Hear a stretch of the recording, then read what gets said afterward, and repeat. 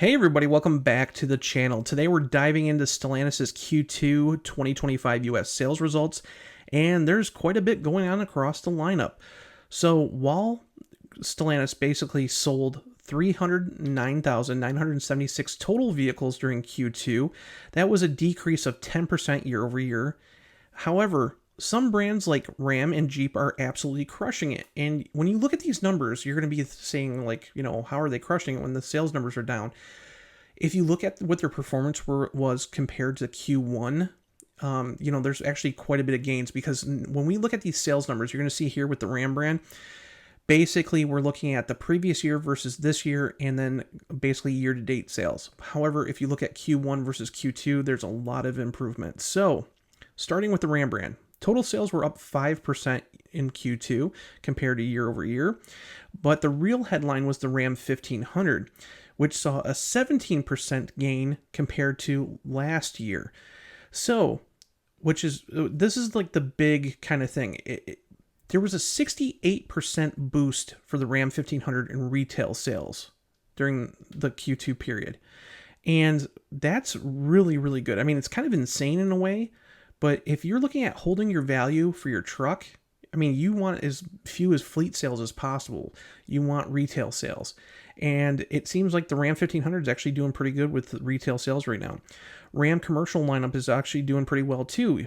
ProMaster vans retails were basically up 20%, even though they show a 1% basically decrease in sales compared to last year. And then again, all Ram nameplates posted year-over-year retail growth. So that's basically a really rare win across the board. Now, here's where it gets even better. Okay. Ram, we've been talking about them a lot lately. They reintroduced the 5.7 liter HEMI V8 with the eTorque system to the 2026 Ram 1500. Now, just in the first 24 hours that truck was available for ordering, basically Ram racked up 10,000 orders for that truck. And then on top of it, they introduced a 10-year, 100,000-mile limited powertrain warranty for their whole entire lineup. So basically, it's clear that Tim Kuniskis is, playing it to win. So quarter over quarter. So this, again, we're talking about Q2 versus Q1 of this year. Ram sales were up 18%. Heavy-duty trucks, the 2500 and 3500, those sales were up 32%. And fleet sales are up 57%. So even though we're looking here at, again, Q2 sales versus this year versus last year and year-to-date sales, we are talking a lot of positives going from Q1 to Q2. Now, let's talk about the Jeep brand. If we go down here and look at the Jeep brand, sales were up just 1% year over year, but if we look deeper, the gains are real. So basically, if you look at the Jeep Wrangler, right here, it was up 23%. Gladiator was up 27% versus last year's Q2 period. And Grand Cherokee retail sales were up 5%. Now, the Wrangler 4xe had its best April ever. And with the Grand Cherokee 4xe and Chrysler Pacifica hybrid, basically Stellantis continues to have 3 of the top 5 best-selling plug-in hybrids in the country. Basically, if you look at quarter over quarter, again, we're talking about Q2 versus Q1 of this year. Jeep showed even more strength. So Wrangler sales climbed 26%. Wrangler 4xe was up 38%. Grand Cherokee was up 6%. Gladiator was up 11%. And the all-new electric Wagoneer S surged by 41%. Plus, Jeep revealed the first images of the next generation Cherokee KM, which will be coming later this year. So hopefully with another D-segment vehicle that's not an electric vehicle, hopefully sales will be boosted up, because even with the last generation, the Cherokee KL, being basically out of production since early 2023, they still sold 101 leftover units. So hopefully we'll see a big gain there. Let's move to Dodge. Now, Dodge has had a rough time lately. We know that. But if you look at Durango was up 16% in total year-over-year sales. And then on top of it, retail sales jumped 36%. Now, if we talk quarter over quarter, we look at Q1 versus Q2 for 2025, Durango sales were up 51%.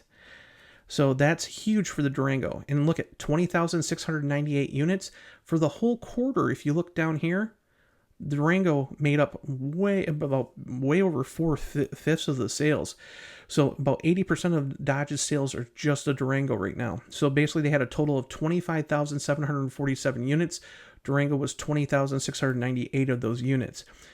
Now let's talk about Charger Daytona. A lot of people have been wondering, what's the electric Dodge Charger? How's it doing in sales considering, like the employee pricing and all that stuff? If we look at it, again, if we look at Q1 versus Q2, sales are up 21% over the first quarter. For Q2, they basically sold 2,352 units. Okay. Total this year for the US, 4,300 units. Basically 4,299 is the exact number. 1 unit short of 4,300. So that's all. Look at Hornet. Hornet was down 64% compared to last year. They only sold 1,539 Hornets. We know the tariffs are really affecting that vehicle right now. And so far this year, the Hornet only sold 5,647 units. So again, Dodge has only sold 47,481 units to date this year in the first 6 months. Last year they sold about 144,000 vehicles, and now they're only at 47,000 for the first 6 months. If we go to Chrysler, a lot of people will say, hey, Chrysler's dead. They only have the minivan, blah, blah, blah, blah, blah. It's kind of funny because Chrysler's actually stayed pretty steady. Minivan retail sales rose 1% in Q2 and are up 5% year to date. Even though the Chrysler brand is down 46%, if you look at Pacifica, you're going to be like, holy smokes, 53% down. A lot of people started picking up Voyagers because they're cheaper and they're on lots. But the problem is the tariffs. We've seen, they're not shipping vehicles as much. So there's a lot of, basically what's ever left on the lots. So they're having kind of a shortage of minivans. However, if you actually look at the Chrysler brand sales so far this year, they might be down 22%, but they have sold 58,244 units. That's 11,000 units, almost 11,000 units more than Dodge. Chrysler is doing better than Dodge is this year so far in the first 6 months. Now, let's talk about Fiat. Okay, Fiat came out swinging, supposedly. I mean, that's what Chrysler is saying, or Stellantis. Basically, they have a 25% Q2 sales increase. Okay, and obviously it's led by the Fiat 500e because really that's its only vehicle. They have some leftover 500Xs, and one person bought a 124 Spider that was left over on the lots. But again, they're saying, hey, sales are up 25%, but if you look at the overall sales for the whole quarter, they only sold 394 units. I'm sorry, that's nothing to even brag about. If you look at, they sold 340 500Es, that's a 109% increase from last year. But if you look at their overall sales for the year, it's 916 units. Again, they haven't even broke the 1,000 unit mark and they're 6 months in. So again, nothing to be, super excited about.